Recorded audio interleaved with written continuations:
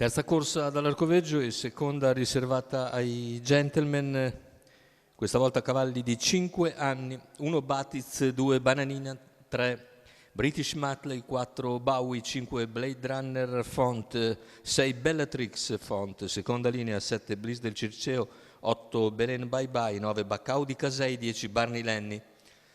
Si contendono il pronostico Bellatrix Font e Blade Runner Font.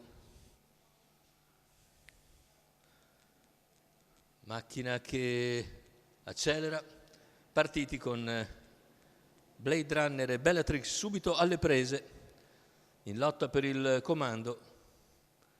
Lungo la corda segue i 2 Batiz, prende il comando Blade Runner, attacca Bellatrix e poi cerca di accodarsi in seconda posizione. Numero 4 Bowie Dopo 200 metri, mentre viene squalificato Bowie, si accoda dopo 300 metri scarsi Bellatrix Font. Molto svelto il primo parziale di gara in 14,3, terza posizione per Batiz che poi sposta all'esterno. Il quarto iniziale se ne va in 31, in vantaggio Blade Runner Font, Bellatrix in seconda posizione. Intanto c'è la progressione in terza corsia da parte di Barney Lenny che trova l'opposizione di Banatina. Intanto 46,7 il passaggio ai 600 con Banatina che cerca di portarsi sui primi, Barney Lenny costante in terza ruota, è seguito da Bliss del Circeo. Se ne vanno gli 800 metri iniziali in 1, 2 e 4. Ripetiamo, numero 4 Bowie squalificato. Su Bellatrix Font, sempre in terza ruota Barney Lenny che poi sopravanza Banatina.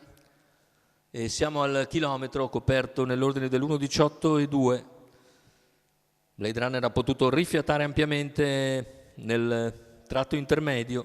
Si trascina sempre Blade Runner Font, Barney Lenny l'errore di Blade Runner Font. Siamo a 400 numero dal palo 6 Bellatrix con Barney Lenny Font che si sta avvantaggiando.